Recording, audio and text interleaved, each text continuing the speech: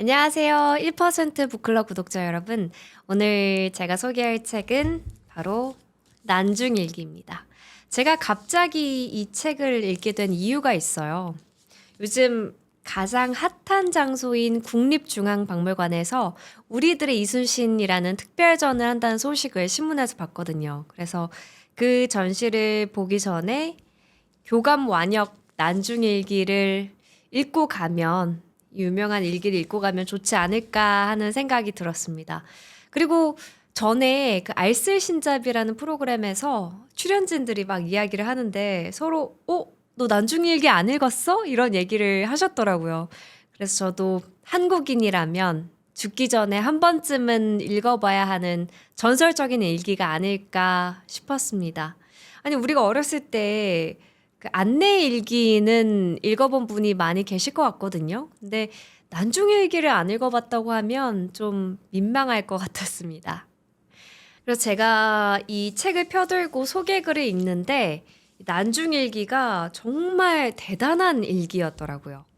그러니까 전쟁 최고 지휘관이 전쟁에 직접 참전해서 보고 듣고 한 일을 일기로 쓴 세계에서 유일한 기록이라고 합니다. 저도 그런 사례가 없을까 싶었는데 전 세계에서 유일무이하다고 하니까 더 의미 있게 느껴졌고요. 그래서 유네스코 세계 기록 유산에도 등재가 되었습니다. 아마 2013년쯤이었을 거예요. 한 4, 500년 전에 정말 전설적인 인물이었던 사람이 쓴 친필 일기를 읽어보니까 기분이 정말 묘했습니다. 남의 사적인 일기를 읽어보는 그런 묘함도 있었고, 타임슬립을 해서 그 이순신이 겪었던 상황과 모습을 세세하게 보고 온 느낌이었어요. 이순신의 영웅전 같은 남이 쓴 전기를 읽었을 때와는 전혀 느낌이 달랐거든요. 이거는 본인이 직접 쓴 거라서 훨씬 더 몰입이 잘 됐습니다. 이순신은 어려서부터 유학을 배운 선비 출신 장수였거든요. 그러니까 문무를 겸비한 사람이었죠. 이런 학문적 뒷받침으로 임진왜란 7년 동안 난중일기를 쓰실 수 있었습니다. 난중일기, 말 그대로 난이 일어난 도중에 쓴 일기인 거죠. 정말 놀라운 사실은 임진왜란은 1592년 4월 14일에 발생했는데 이순신은 이미 3개월 전 1월 1일부터 난중일기를 쓰기 시작하신 거예요. 그러니까 조선이란 나라는 임진왜란에 제대로 대비하지 못했지만 이순신이라는 개인은 이미 전쟁을 몇 개월 전부터 준비하고 있었던 거예요. 이 난중일기에 대한 TMI를 먼저 말씀을 드리자면 거의 모든 일기가 날씨로 시작을 해요. 수군이니까 날씨가 중요했겠죠. 그래서 출근을 해서 공무를 보고 활쏘기 연습을 하고 또 가끔씩 장수들과 전쟁 상황에 대해서 이야기를 하면서 술 한 잔씩 하는 이야기도 종종 나와요. 이순신 장군은 일기에 쓰신 거를 보면 술을 싫어하시지 않았던 것 같고 술을 어느 정도 즐기셨던 것 같고 또 한편으로는 사람이 극심한 스트레스와 중압감에 시달리다 보니까 어쩔 수 없이 알코올이 필요할 때도 있지 않았을까 하는 안타까운 마음도 들더라고요. 그리고 일기에는 이순신이라는 사람이 또 등장을 하는데 충무공 이순신 본인이 3인칭으로 이순신이 어땠다 이렇게 일기를 쓰지는 않았겠죠? 그러니까 이순신이라는 동명이인의 장수가 또 있었어요. 이순신 휘하 이순신이라는 부하가 있었던 건데요. 이순신이 꽤 신뢰하는 사람이었고 이순신이 노량해전에서 전사하고 나서 수군 통제에 꽤 핵심적인 역할을 했다고 합니다. 이순신이 2명이었다는 사실 일기를 통해서 알 수 있었는데 이것도 재밌었습니다. 그리고 이 난중일기에는 사실 남에 대한 욕도 자주 나와요. 특히 이 원균이란 사람에 대한 욕이 자주 나오는데 일기를 보다 보면 왜 원균에 대해서 욕을 하는지 너무나 이해가 가요. 대부분 그 원균이란 사람의 무능력, 그리고 거짓됨, 술주정 이런 거에 대한 한탄이 나오거든요. 그 중에서 몇 가지를 좀 소개를 드리자면 얼마 후 진도의 지휘선이 적에게 포위되어 거의 구할 수 없게 되자 경상 좌위장과 우부장은 보고도 못 본 채 하고 끝내 구하지 않았으니 그 어이없는 짓을 말로 다 할 수 없다. 매우 통분하다. 이 때문에 원균을 꾸짖었는데 한탄스럽다. 오늘의 분함을 어찌 다 말할 수 있으랴. 모두가 원균 때문이다. 또 어떤 부분이 나오냐면요. 1593년 5월 27일 일기입니다. 원균이 송응창이 보낸 불화사를 혼자서 사용하려고 계책을 세웠다고 한다. 우습고도 우습다. 원균이 화전을 혼자만 쓰려고 계획하기에 병사의 공문에 따라 나누어 보내라고 하니 그는 공문을 내라는 말에 심히 못마땅해 하고 무리한 말을 많이 했다. 가소롭다. 그 원균이란 사람이 전쟁 전략에 있어서도 굉장히 무능력했고 무기를 혼자 쓰려고 독차지를 했다고 해요. 그러니까 얼마나 어이가 없었겠어요. 그리고 술을 마시고 나서도 몸을 가누지 못하고 심한 말을 많이 했다는 기록이 나옵니다. 그리고 또 기효근이란 사람에 대해서 나오는데 남해 현령 기효근의 배가 내 배 옆에 댔는데 그 배에 어린 여인을 태우고 남이 알까봐 두려워했다. 가소롭다. 이처럼 나라가 위급한 때를 당해서도 예쁜 여인을 태우기까지 하니 그 마음씀이는 무어라 형용할 수가 없다. 그러나 그의 대장인 원균 또한 그와 같으니 어찌하겠는가. 기호근이라는 사람이 배에 여인을 태웠고 또 원균이란 사람도 이 난중일기에 보면 어떤 여인과 사통하려고 했다가 그 여인이 뭐 고래고래 소리를 질렀다 이런 기록이 나오거든요.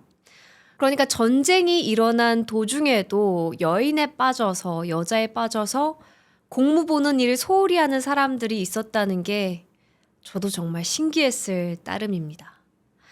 그리고 원균 외에도 뭐 온갖 정치질을 하는 사람들 그리고 이순신에 대한 음해를 하고 헛소문을 퍼뜨리는 사람들 이야기가 나오거든요.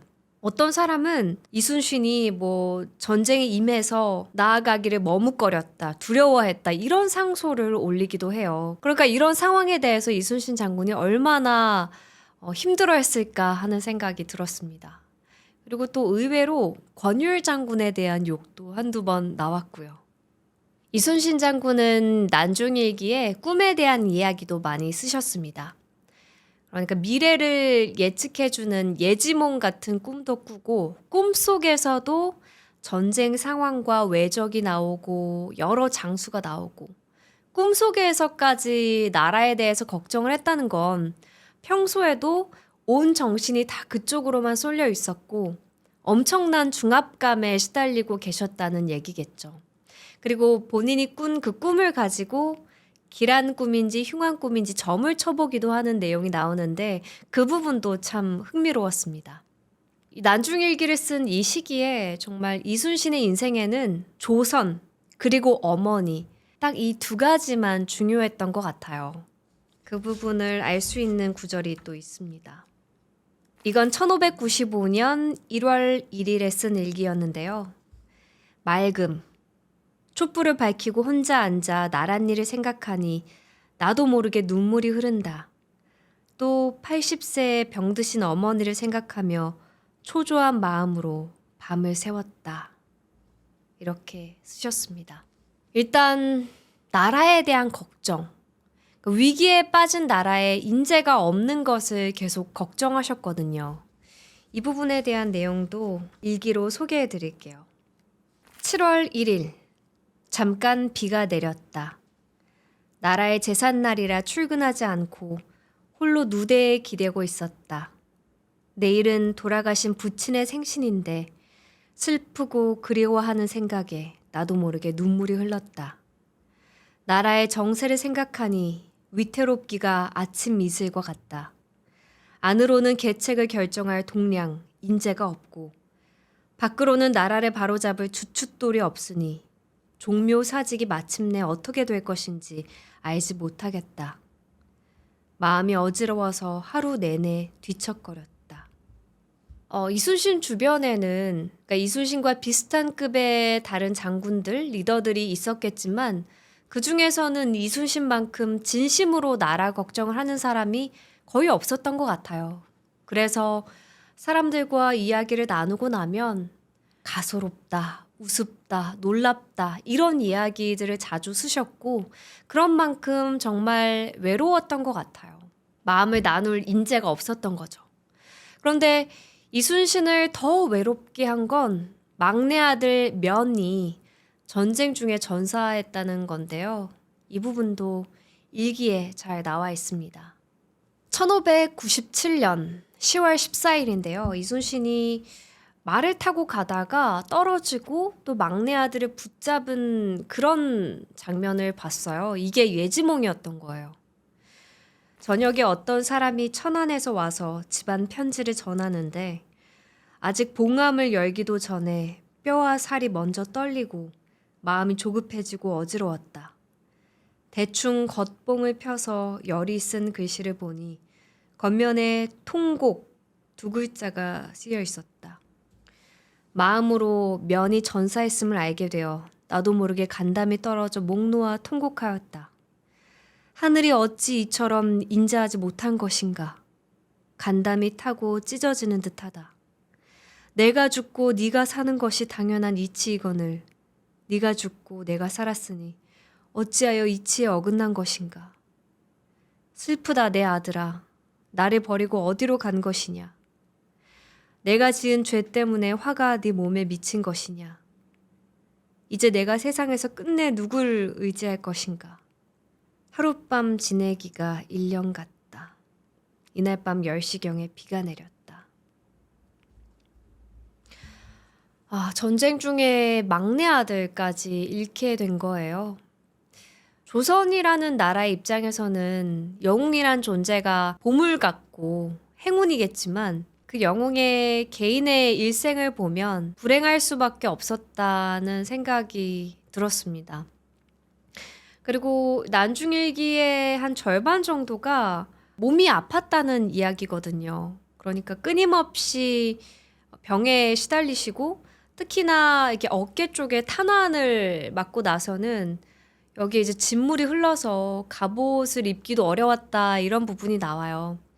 그리고 나중에는 억울하게 고문을 당하신 경우도 있었고 그런저런 일들이 다 쌓여서 항상 몸이 성하지 않으셨던 것 같은데 뭐 간밤에 땀을 많이 흘리시고 몸이 아파서 밖에 나갈 수가 없었다 이런 내용의 일기들을 보면은 참 마음이 아프면서도 나라를 위해서 싸워주신 그 충성심에 참 감사하다는 생각이 들었습니다.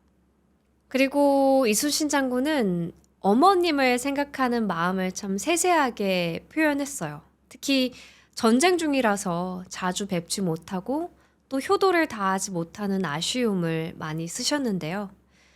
1594년 1월 11일 일기에는 어머니를 드디어 뵈러 간 내용이 나옵니다. 흐리나 비는 오지 않았다. 아침에 어머니를 뵈려고 배를 타고 바람을 따라 바로 고음천에 도착하였다. 어머니께 가서 배알하려 하니 어머니는 아직 잠에서 깨지 않으셨다. 큰 소리를 내니 놀라 깨어서 일어나셨다. 숨을 가쁘게 쉬시어 해가 서산에 이른 듯하니 오직 감춰진 눈물이 흐를 뿐이다. 적을 토벌하는 일이 급하여 오래 머물 수가 없었다. 아침 식사 후에 어머니께 하직을 고하니 잘 가거라. 부디 나라의 치욕을 크게 씻어야 한다고 분부하여 두세 번 타이르시고 조금 더 헤어지는 심정으로 탄식하지 않으셨다. 저는 이 부분에서 정말 감동을 했어요. 잘 가거라. 부디 나라의 치욕을 크게 씻어야 한다. 이 부분이 정말 이순신의 충효 정신을 이해하는 그런 근간이 되는 대목인 것 같아요. 이순신이 이 어머니의 당부를 따른 것이 효도를 실천함과 동시에 나라의 충성심을 실천한 거예요. 그러니까 많은 분들이 궁금해 하셨을 것 같거든요. 어떻게 이렇게 똑같은 상황에서 도망가는 장수들도 많은데 이순신은 어떻게 그렇게 나라를 위해 목숨 바쳐 싸울 수 있었을지. 이 대목을 보면은 그게 비로소 이해가 되는 거예요. 아마 어머님이 어렸을 때부터 가르치셨을 거라고 생각이 돼요. 나라를 위해서 목숨을 바쳐 충성을 다해야 된다. 그러니까 교육의 힘이 대단한 거죠. 이순신 장군에 대한 다른 유튜브 영상을 보면 댓글들이 참 인상 깊었는데 그런 댓글들이 있더라고요. 나중에 이제 이순신이 파직당하고 백의종군을 했을 때, 그러니까 조정에서 이순신을 버렸을 때, 아, 나라면은 바로 일본에 가서 나라의 기밀을 알려주겠다. 나라면 일본 쪽으로 건너가겠다. 근데 이순신이 그렇게 하지 않았던 이유가 바로 어머님의 가르침 때문이었던 것 같아요. 내가 이렇게 사랑하는 어머님이 나라의 치욕을 크게 씻어야 된다고 가르치셨으니 나는 어머니를 위해서 나라에 충성을 다하겠다. 이런 마음가짐이 아니셨을까요? 그리고 이때는 당연히 지금처럼 핸드폰이 없던 시절이니까 이 나이 많으신 어머님이 건강하신지 병에 걸리시진 않았는지 살아 계셨는지 알려면 사람을 보내서 안부를 물을 수밖에 없었던 거예요. 그러니까 이 전쟁 중에 얼마나 갑갑했을까 그런 생각이 들더라고요. 그리고 어머니를 생각하면 눈물이 나왔다는 장면도 종종 나오는데 이런 인간적인 모습과 더불어서 정말 이순신 장군이 겸손한 사람이었다는 걸 알 수 있는 대목이 또 있습니다. 을미년 1595년에 쓴 일기에는 이런 대목이 나와요. 장수의 직책을 지닌 몸이지만 세운 공은 티끌만큼도 보탬이 되지 못하였고 입으로는 교서를 외우지만 얼굴에는 군사들에 대한 부끄러움이 있을 뿐이다. 이순신 장군은 일본 교과서에 나오는 유일한 한국 장수일 만큼 정말 일본에서도 높게 평가하는 장수인데 그런 장수가 이렇게 자신에 대해서 겸손한 태도를 가지셨다는 게 너무나 놀라웠고요. 이순신 장군은 세계 해전의 역사에서도 정말 전설적인 분이지만 어떤 인격 또 군사들을 대하는 태도에서도 넘사벽인 분이 아니었을까 하는 생각이 들었습니다. 그리고 이제 정유년에 쓴 일기가 나오는데요. 이해 정말 안타까운 일들이 있었죠. 일본 쪽에서 허위 정보를 흘린 거예요.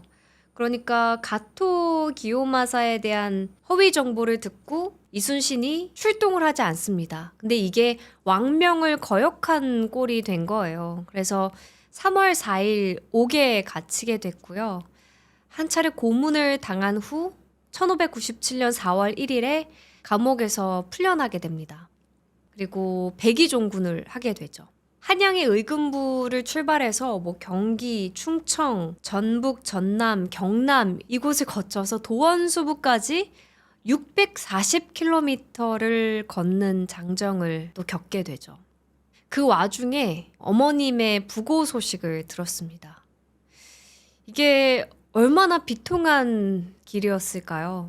왕명을 거역한 죄로 옥에 갇히고 겨우 풀려나서 640km를 걷는 여정을 떠났는데 그 도중에 어머님이 돌아가신 거예요. 결국에 어머님의 장례도 제대로 못 치렀어요. 이때 심정을 기록을 하면서 어서 죽기만을 바랄 뿐이다 라고 쓰셨거든요. 이 영웅의 일생이 얼마나 우여곡절이 많았는지 난중일기를 통해서 절절히 느낄 수 있었습니다. 근데 이 난중일기는요, 어떤 긴박한 전쟁 중 상황에 대한 묘사보다는 그냥 일상적으로 평소에 출근해서 어떤 식으로 공무를 보고 뭐 활쏘기 연습을 얼마나 했는지 그리고 장수들과 만나서 어떤 전쟁에 대한 이야기를 했는지가 더 많이 서술돼 있어요. 아무래도 실제로 이 전투를 치르는 중에는 일기를 자세히 쓸 여력이 없지 않았을까 싶습니다. 그래도 우리 모두가 제일 잘 알고 있는 명량대첩에 대한 이야기는 꽤 자세히 서술되어 있습니다. 제가 알기로는 영화 명량도 이 난중일기를 토대로 각본이 쓰여졌다고 들었는데요. 명량대첩 때 상황을 다시 정리를 간단하게 해보겠습니다. 그러니까 이순신이 아까 말씀드린 왕명거역죄로 투옥이 되고 백의종군, 그러니까 보직에서 해임된 상태로 권유열 장군 밑에서 싸우게 됩니다. 그래서 원균이 지휘권을 잡게 되는데 칠천량 해전에서 조선 수군이 완전 패배를 한 거예요. 그래서 조정에서는 안 되겠다, 다시 이순신을 써야겠다 싶어서 이순신 장군이 삼도 수군 통제사로 복직이 됩니다. 근데 조정에서는 지금 수군이 박살이 난 상태이기 때문에 어쩔 수 없이 수군을 폐지하고 육군에 합류하라고 이순신 장군에게 명을 내리거든요. 근데 이번에도 말을 듣지 않습니다. 그리고 그 유명한 대사가 나오죠. 신에게는 아직 12척의 배가 있어서 싸울 수 있습니다. 그리고 명량해전에서 13척의 배를 거느리고 나가서 외선 133척을 물리치죠. 그 내용 중 일부가 난중일기에 기록되어 있습니다. 전선 133척이 우리의 배를 에워쌌다. 지휘선이 홀로 적선 가운데로 들어가 탄환과 화살을 비바람같이 발사했지만 여러 배들은 바라만 보고서 진격하지 않아 앞일을 헤아릴 수 없었다. 배 위에 있는 군사들이 서로 돌아보며 얼굴빛이 질려 있었다. 나는 부드럽게 타이르면서 적이 비록 1000척이라도 감히 우리 배를 곧바로 공격하지 못할 것이니 절대로 동요하지 말고 힘을 다해 적을 쏘라고 말했다. 그리고 1598년 무술년에는 이순신 장군이 노량해전을 준비하게 되는데요. 이 전투에서 이순신 장군은 끝까지 최선을 다해서 싸우고 결국 승리로 이끌었지만 탄환에 맞아서 전사하시게 됩니다. 그리고 전사 직전까지 쓴 일기들도 이 난중일기에 기록이 되어 있습니다. 마지막에 이순신이 쓴 시를 인용해 드리려고 하는데요. 쓸쓸히 바라보며 우수수 비바람 치는 이 밤에 마음이 초조하여 잠 못 이룰 적에 긴 한숨 거듭 짓노라니 눈물만이 자꾸 흐르네. 배를 부린 몇 해의 계책은 다만 성군을 속인 것이 되었네. 산하는 오히려 부끄러운 빗띠고 물고기 날새들도 슬피 우누나. 나라에 다급한 형세가 있는데 변방에는 평정을 맡길 리가 없네. 이순신 장군은 난중일기에도 쭉 쓰셨듯이 항상 나라를 위해서 걱정하셨고 나라를 위해서 싸울 인재가 없음을 걱정했습니다. 이 난중일기가 생각보다 분량이 길더라고요. 아무래도 7년 동안의 전쟁의 상황에 대해서 기록을 하신 거다 보니까 일기를 상당히 많이 쓰셨는데 그래도 인생에서 죽기 전에 이순신 장군이 직접 쓴 일기를 이렇게 만나볼 수 있다는 것만으로도 정말 행복하고 감사한 일이라고 생각을 했어요. 만약 이순신 장군이 이렇게 일기를 남겨놓지 않으셨더라면 임진왜란의 어떤 세세한 장면들 또 개인 이순신 장군의 인생에 대해서 우리가 잘 몰랐을 테니까요. 그리고 읽으면서 이 원균이란 사람의 그 한심함에 저도 같이 동감하는, 동조하는 그런 생각이 들기도 했고 참 이 어머님을 생각하는 마음이 대단하다 그런 생각이 들었습니다. 몸이 아파서 알아 누우셨을 때는 저도 같이 안타까운 마음이 들었고 사람들이 자꾸 이순신을 모함하고 끌어내리려고 할 때 그럴 때는 정말 또 분노에 차서 일기를 읽게 되더라고요.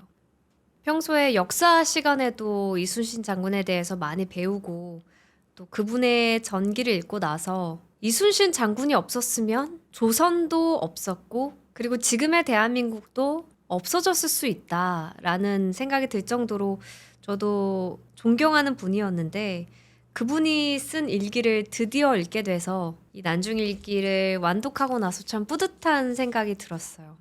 그래서 여러분들도 인생에서 한 번쯤은 이 난중일기를 도전해 보셨으면 좋겠고 이 일기를 통해서는 이순신 장군의 영웅적인 모습 외에도 인간 이순신의 사적인 모습들도 엿볼 수 있어서 좋았습니다. 그래서 여러분들도 난중일기를 같이 읽으시고 또 국립중앙박물관에서 하는 이순신 특별전도 3월 3일까지라고 하니까요. 꼭 보러 가셨으면 좋겠습니다. 여러분들도 혹시 이 난중일기를 완독하신 분이 있다면 댓글로 여러분은 어떻게 읽으셨는지 함께 해주셨으면 좋겠습니다. 그럼 저는 다음에 더 유익한 책으로 돌아올게요. 안녕히 계세요. 단어 속에 잠긴 세계 끝없는 여행이 시작돼 나는 책을 읽